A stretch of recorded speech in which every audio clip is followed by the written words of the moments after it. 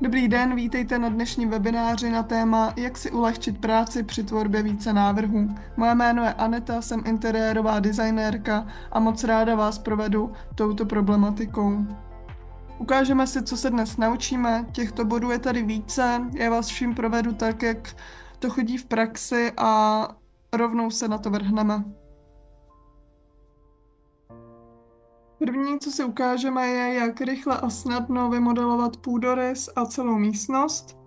První tedy způsob, který vás určitě napadne, je vzít si tužku a vymodelovat místnost klasicky, když máme rozměry.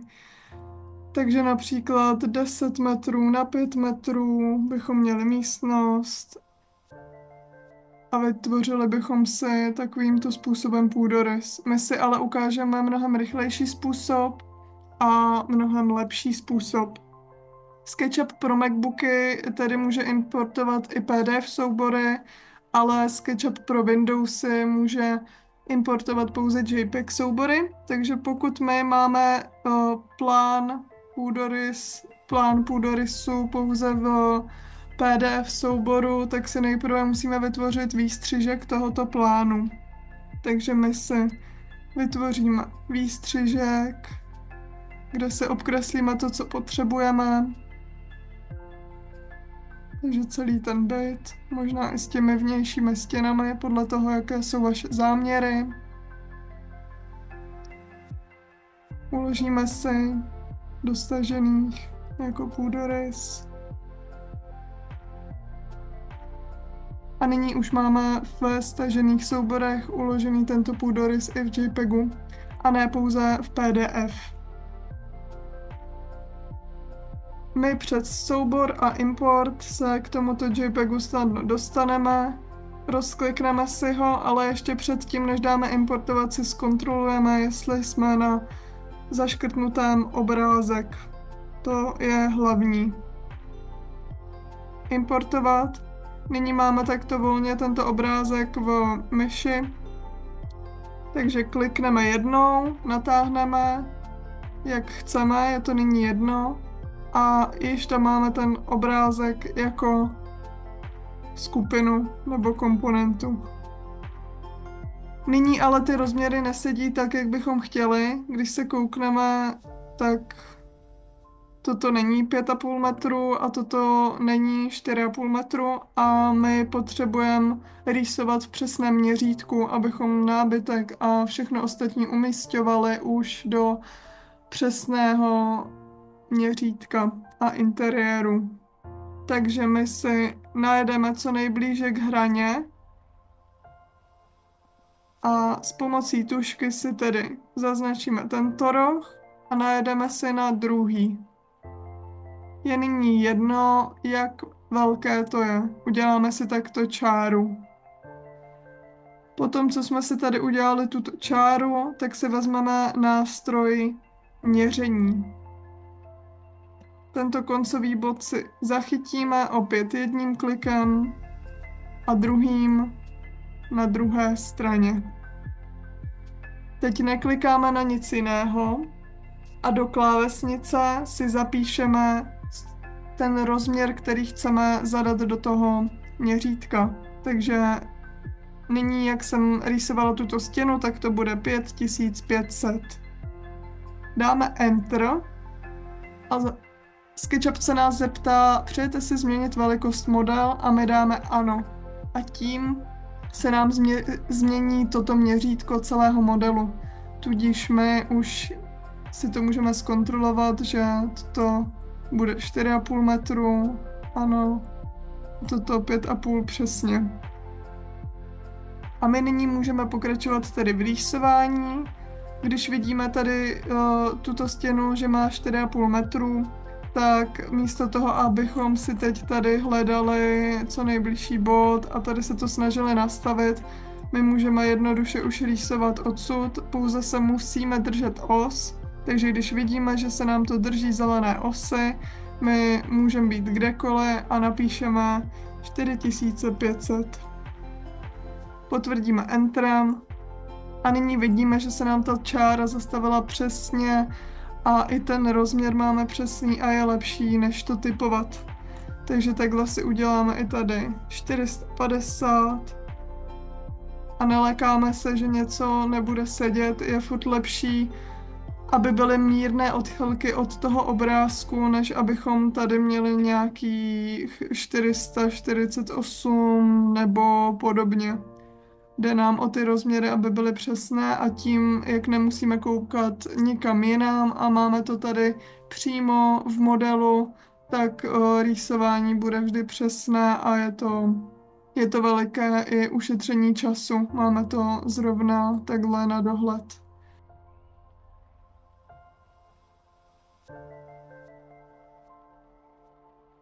Nyní vidíme, že tyto dvě místnosti už se nám i spojily a je teď jenom na nás, jak to chceme. Já jsem to teď tedy spojila, ale upřímně si myslím, že je lepší, když ty místnosti máte oddělené.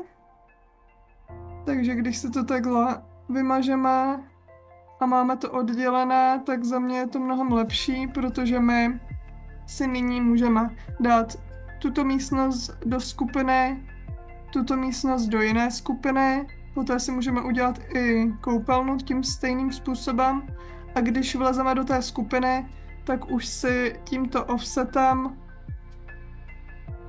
vytvoříme i tloušťku zdi. A pokud máme takhle odlišné tloušťky zdi, vždycky dáme tu nejmenší, takže tady 150.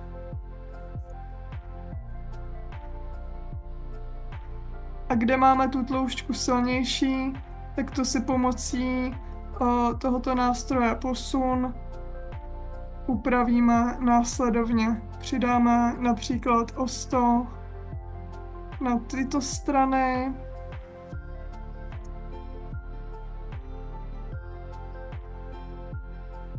A o 200 na stranu, kde bude fasáda. Takže tímto způsobem si snadno vytvoříte zdi. Tahem a tlakem si poté můžeme místnost vytáhnout o příslušný rozměr.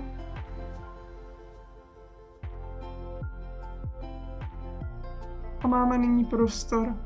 Pokud jsme si předem nezakreslili dveře, tak to bude vypadat takto a ty dveře budeme muset hledat buď, že si dočasně vymažeme podlahu a tady si najdeme a pomocí metru si ty dveře pak vytvoříme.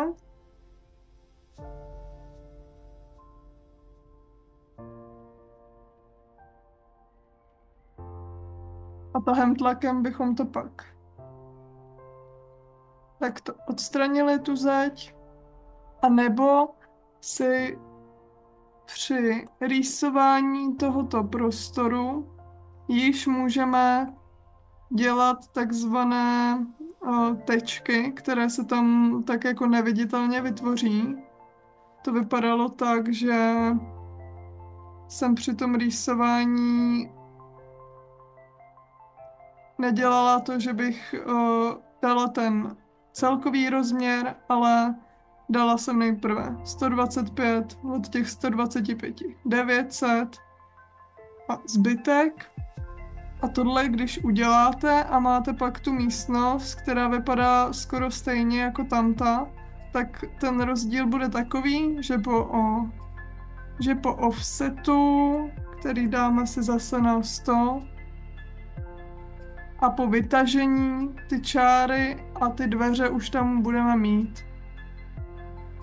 Za mě je to rychlejší způsob a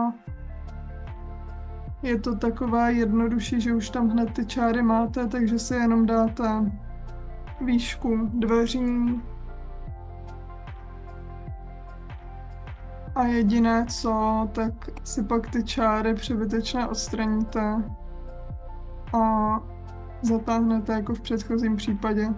To, co je venku, nás většinou tak netrápí, ale je to určitě rychlejší vymazat 4 čáry, než poté řešit s těmi metrami ty dveře zpětně.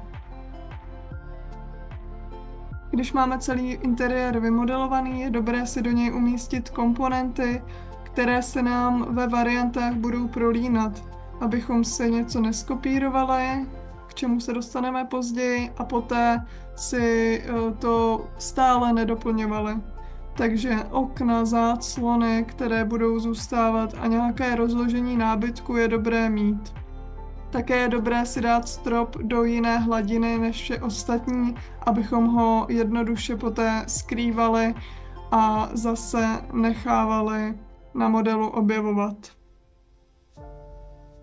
Pokud tedy máme takhle i se stropem vše vymodelované, viděli jsme, že jsme si rozkopírovali ty 3 varianty a nyní si měníme různé typy nábytku. Později vám to ukážu i ve zpomalené nebo v normální verzi. Tady vidíme nějaké takové workflow, jak to funguje. Měníme rozložení, typy nábytku, modelujeme i ten nábytek. Máme zavěšené skříňky, které jsou uloženy na zemi, skříňky obložené lamelami a tak dále.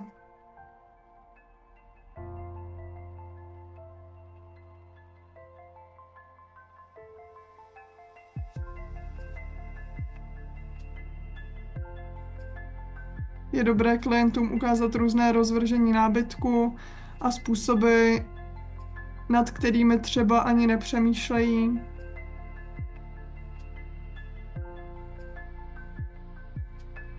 Různé nápady, jak přidat knihovny, jak přidat úložný prostor, jak jejich stávající nábytek využít lépe, pokud ho nechtějí měnit. My jsme takhle schopní udělat několik variant, několik rozložení. Toto byl projekt s obývákem, který chtěli klienti změnit. Měli už nějaký nábytek svůj a chtěli pouze doporučit nábytek na míru nový. Je dobré mít strop v jiné hladině, protože pak se ho můžeme jednoduše skrývat, odkrývat. Vidíme, že se nám tady nakupily i vrstvy z jiných komponent a ty si jednoduše můžeme odstranit, abychom tady toho neměli moc. Jde to tak, že klikneme na tu nejspodnější a nechceme si smazat strop, takže se shiftem klikneme na tu pod stropem a s CTRL označíme i tyto 2, tak to si můžeme označit všechny přebytečné vrstvy najednou. Dáme pravé tlačítko a odstranit značky a přesunujeme je do neoznačených. Takhle máme vyčištěno a máme tady pouze neoznačené a strop nebo jiné hladiny, které si navolíte. Při takto vytvořených variantách je dobré si připravit scény pro výstup. Tady vidíme, že už připravené scény mám a vypadá to nějak takhle, že každá ta varianta má několik scén podle toho, jak je prostor složitý. Tady vidíme, že jsou ukázky těch nábytků na míru a i celého prostoru.